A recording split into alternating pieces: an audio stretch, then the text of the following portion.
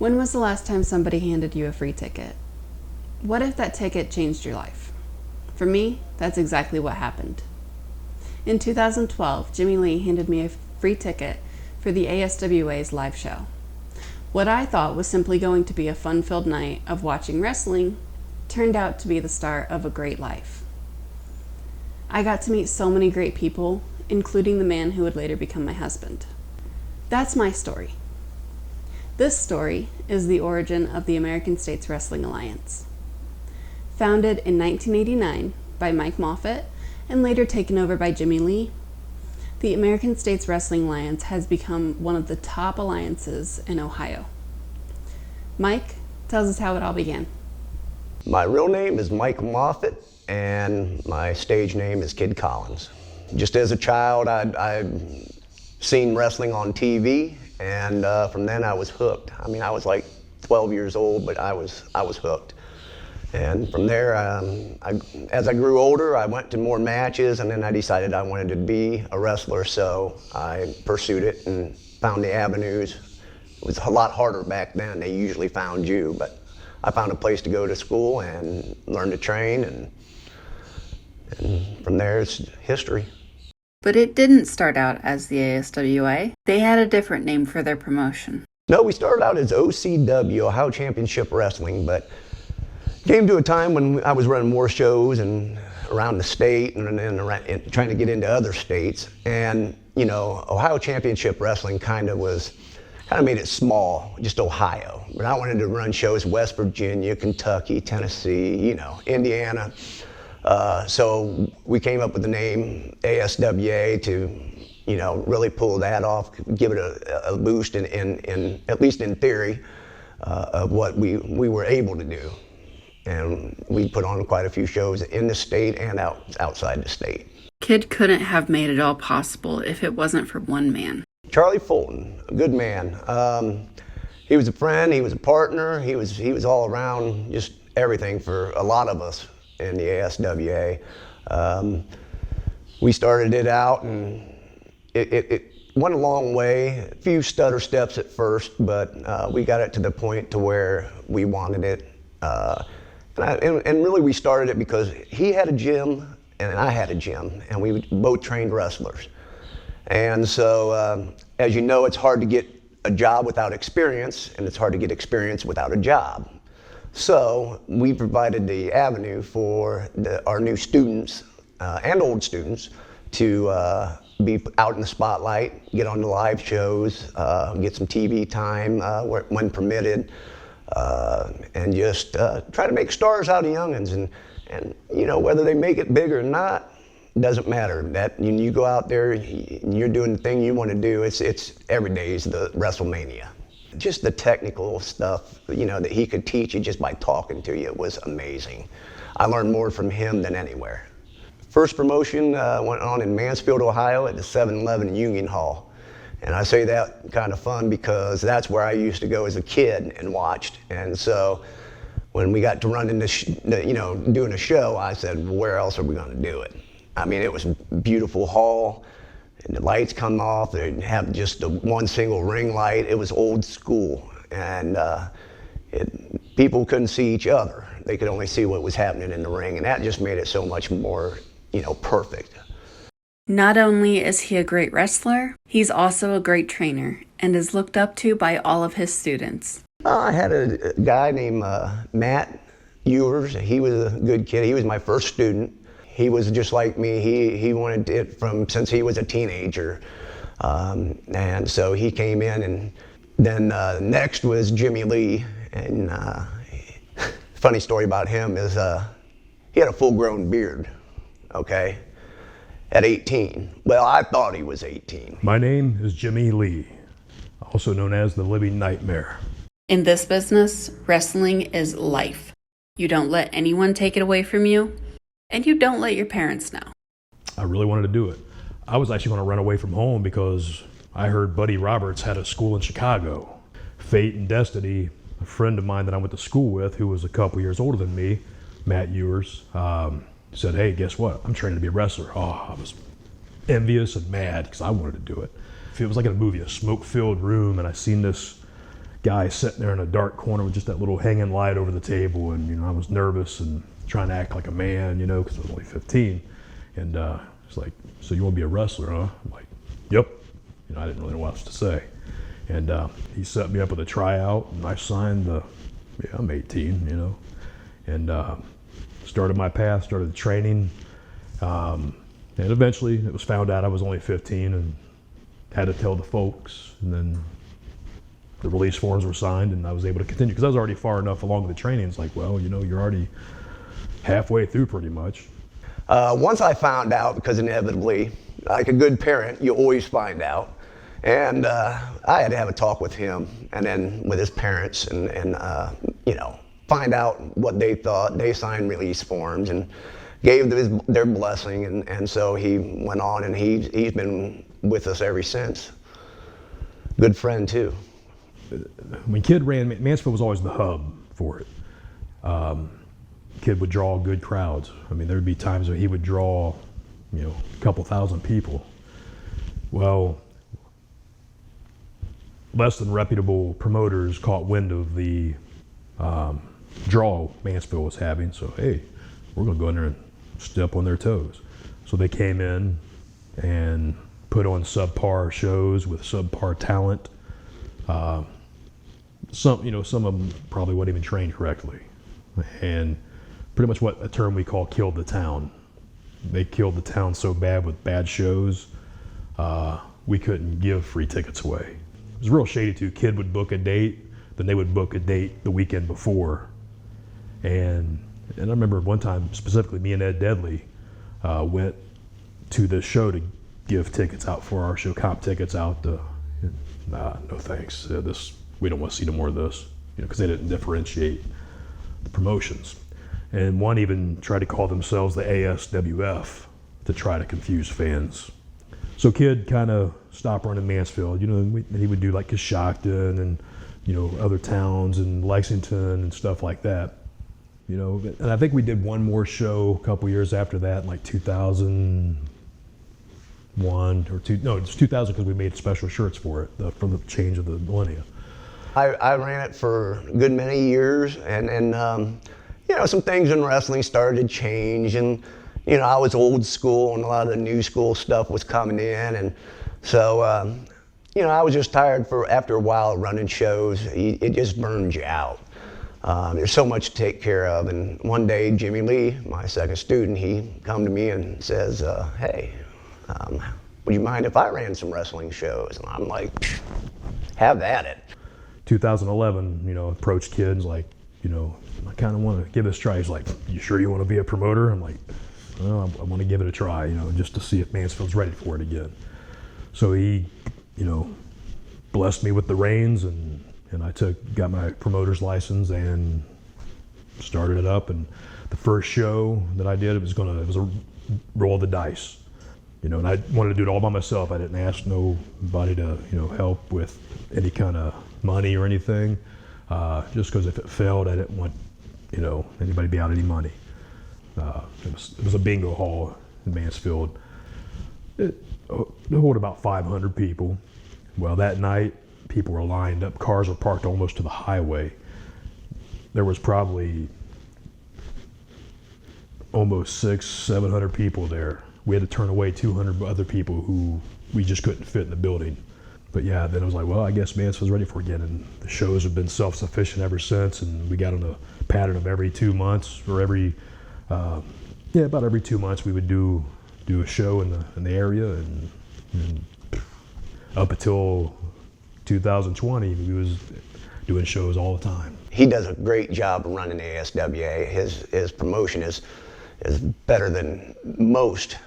As far as advertising he does and just all the media, he does a wonderful job. Absolutely. Now he gets the headaches and he knows what it's like. But so I show up to the arena now and maybe take a little nap before the show or sit around and BS and I don't have to worry about any of that. Who's showing up, when the ring's going to get there, how many tickets are going to be sold. So I kind of like this side of the fence, I've pretty much always been part of the kids training school. I don't think I might have missed a few sessions here and there through the years, as from the beginning in Mansfield, the Galleon, when we had the kid had the gym in Shelby, and then now it's here in Mansfield.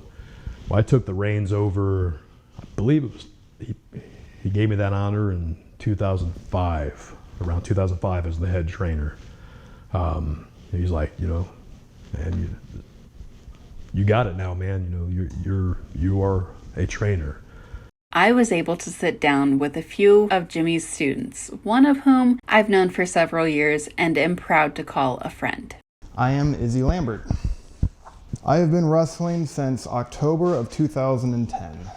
There's a real big story actually that comes to me coming to the ASWA. I actually had no intention coming here at all. I was a huge fan of professional wrestling growing up, and when I was in high school, I Googled the professional wrestling schools, and actually I had every intention to go to Atlanta, Georgia, which I'm not too exactly which school it was, but I know it had 3 rings and it was a really good deal. And they had alumni such as like AJ Styles, I think Kazarian was on there. It was guys I've seen on TV, and it was pretty reputable. And that was my intent. And then my best friend, JJ DeVille, I've known him since 8th grade. He found the ASWA, and instead of moving to Atlanta, I decided to come here and join him, and the rest is history. Izzy has had more than a few training sessions at the ASWA gym. Man, Jimmy Lee's training. Definitely intense. Definitely intense. I remember we had things called puke days. And in puke days, which was the hottest day of the summer, we would close all these doors, no ventilation, jack the heat up over 100 degrees, and it was just go until you puke. It really weeded people out who wanted to be here and who just wanted to say they were a professional wrestler. So it was a good test. It was a good test, and it really proved to me how much I wanted to do this. I'd like to think Jimmy's had multiple classes of students. My class, for instance, was, I believe I was probably the last member of our class, which would have been Madman Fulton, me, JJ DeVille, and beautiful Benjamin Bartholomew, and another man by the name of Vladik Vornov. And we were the main, that was our group, us 5. And after that, we all kind of did our own thing, and then there's other groups that came along, and so. Being a professional wrestler isn't as easy as they make it seem. You have to condition your body and learn how to perform the moves the right way, or else you can get seriously injured. Izzy tells us about the scariest night of his career. When I broke my neck, was August of 2016. I was 25 years old. And I just remember that week being one of the worst weeks of my life. I'm pretty sure 2 days before I'd found out my identity had gotten stolen, so I had no funds in my bank account or anything like that. And I was just really excited to go do this match. I'm gonna do this match, everything's gonna be okay after this match. And wrestling the Great Akuma. And I remember it was getting pretty close to the end of the match, and I was doing a move that I had done 1,000 times. It's a blockbuster. It's just front flip off the middle rope, and it's a neck breaker. And you land on your back, and everything's hunky-dory. Great Akuma was out a little too far, and this was probably the first time in my life effort has failed me. So I decided to jump, and when I jumped, I felt something. Definitely felt something in the back of my neck. I didn't know what it was. It hurt. It hurt for a second, and I remember my whole body was locked up. And I looked at the referee, and I'm just like, I'm messed up. I can't move. And Great Akuma took advantage, pinned me. Luckily, I'm happy he hooked the leg, because as soon as my foot hit that mat, I started getting the feeling back in my body. And I remember the referee looking down and asking me if I was all right. And I was like, you should probably throw the X up, man. I don't know. Something's a little off about this one. In such an event, the referee raises their hands above their head into an X shape to alert backstage officials and paramedics, as well as any other wrestlers, that what is going on is really happening. Threw the X up. I remember Thunder Morgan came out, and he walked me to the back. And he was like, hey, brother, is everything all right? Or this part of everything that's going on, or are you pretty messed up right now? And I said, brother, I'm pretty messed up right now. And he said, do you want walked back, or you think you got it? And I said, I don't know, man. You should probably be here just in case. I don't know what's going to happen. I remember that night, the main event was a lumberjack match, and I had every intention of still being part of the lumberjack match. And I remember I was getting some of my gear off so I could just feel a little bit more comfortable. And I couldn't. I couldn't get my gear off. I couldn't go take a shower. I couldn't do anything. And luckily my cousin was there that night. And he said, look, man, that was pretty nasty. If I were you, I'd go to the hospital. I'm like, well, if my family's telling me I should go to the hospital and they know how ridiculous I am about not going to the hospital, I should probably go. And I went there, and I get the standard questions. What's your pain level? I don't know, 4 out of 10. I mean, it doesn't hurt. I'm up walking around. I feel like I can go wrestle right now if I wanted to. They put me in a waiting room. I remember watching a movie. I'm pretty sure it was Die Hard or something like that. And everyone just starts rushing in. And they throw a neck brace on me, and they said, sir, you broke your C1. I don't know what that means, but my mother's in the room, and she's actually a radiologist at this hospital I'm at, and she starts freaking out. Apparently your C1 is the vertebrae that connects your spinal cord to your skull. And they told me that, and they threw me in an ambulance real quick, and I was traveled to the neurosurgeons in Cleveland hospitals. We get to Cleveland, they run more CAT scans, MRIs, whatever, I don't know, a whole bunch of tests. And they come back, and they're like, everything looks good, you should be okay, but we want to wait until the head neurosurgeon gets here just in case we don't need to take you back. At this point, I'm thinking my career's done. I had the best case scenario with the worst break possible, essentially. They called it a horseshoe fracture, which is essentially how your vertebrae is curved. My vertebrae split completely across in half, but it didn't shift. It just split right in half. So they said all I had to do was make sure that I kept my neck immobilized, and we'll go from there. Pretty sure that happened in August, and I was in a neck brace until November that year.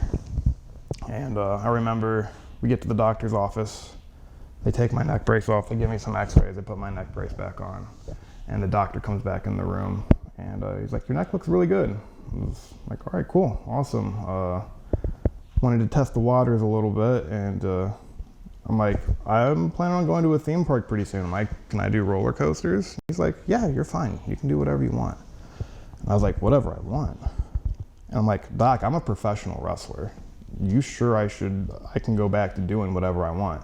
And he came over and he started pushing down on my head pretty hard. And he's like, do you feel any pain? I was like, no. He's like, yeah, you're good. You can do whatever you want. You're okay. And man, that was such relief to hear. Such relief to hear, because all my life, all I wanted to do was be a professional wrestler, and that almost got taken away from me. Sorry, don't mean to. It was pretty traumatic. So at the time, just making all kinds of jokes about it, but looking back, it was the scariest moment of my life. But hard work pays off, and Izzy Lambert has proven that you can do anything you set your mind to. He is truly an inspiration. I was the ASWA Universal Champion for 364 days.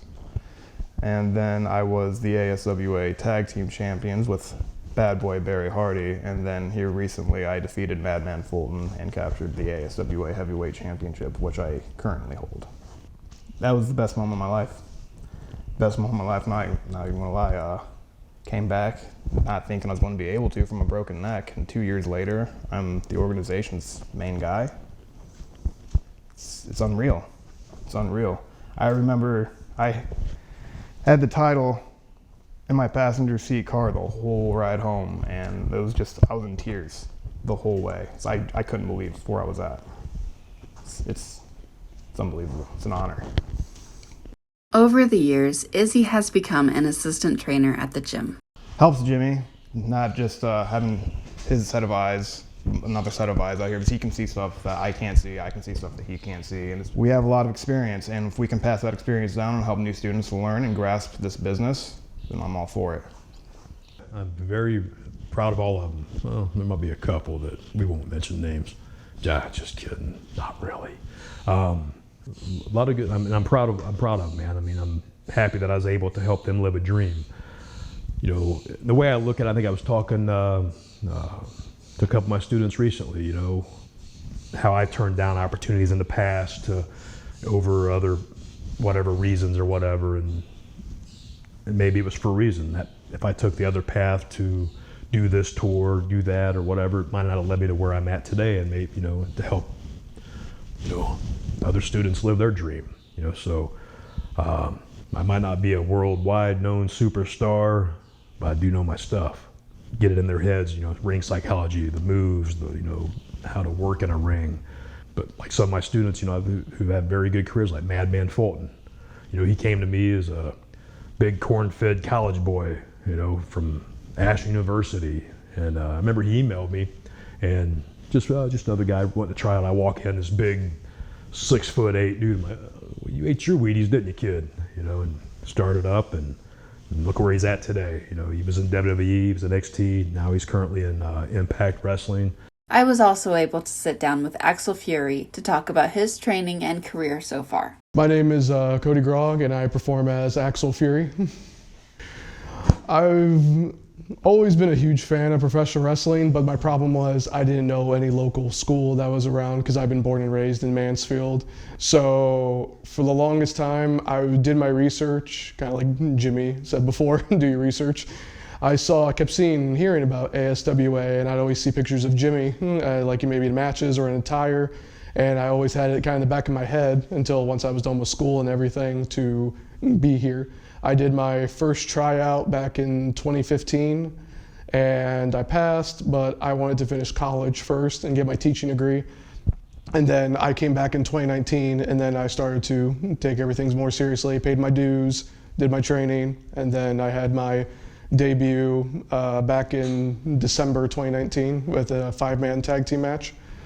And then I had my first singles match for the Universal Championship against Robbie Collins. That was my singles debut as well. And then the pandemic hit, and then unfortunately I didn't get to really do much after that. During our interview, the ASWA's newest student walked in, so we threw him in the hot seat. I like it. It's hard. Some of it's really hard. Tests you, but you just gotta keep going. I don't eat before I come in on purpose, so I don't puke. Cordell Tackett has been in training for a little over a month, and I was able to follow and record his reactions during a training session. I just got off the work. Is that everybody? How'd it feel? Yeah, that sucked. You'll live. We like to give, because not everybody can go to a big city arena. This was my motto before even all the shutdown. You know, not everybody can go to a big city arena to see WWE or, you know, AEW and stuff. So we kind of bring that to them, you know, which is what we'll bring in the big name now and then. Because listen, you know, we keep our ticket prices at a very affordable and everything, so everybody can enjoy it and have that experience. So they love the ASWA, at least in my opinion. To the fans out there, whether you watch it on TV, whether you watch it on the internet, whether you watch it on your phone, stay a fan.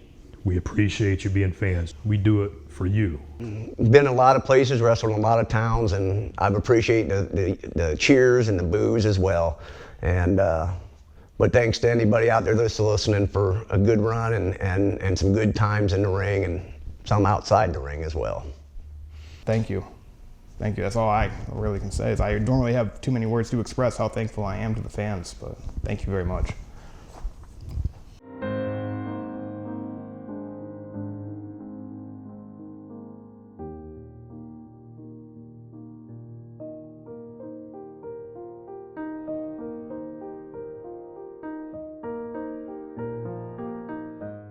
Just take a deep breath. Take a deep breath. You'll be okay. Take a deep breath. There you go. There you go.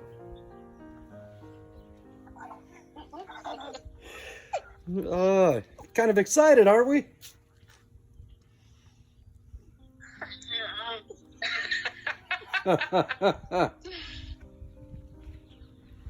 My sis told me that sis told me you wanted to talk to me.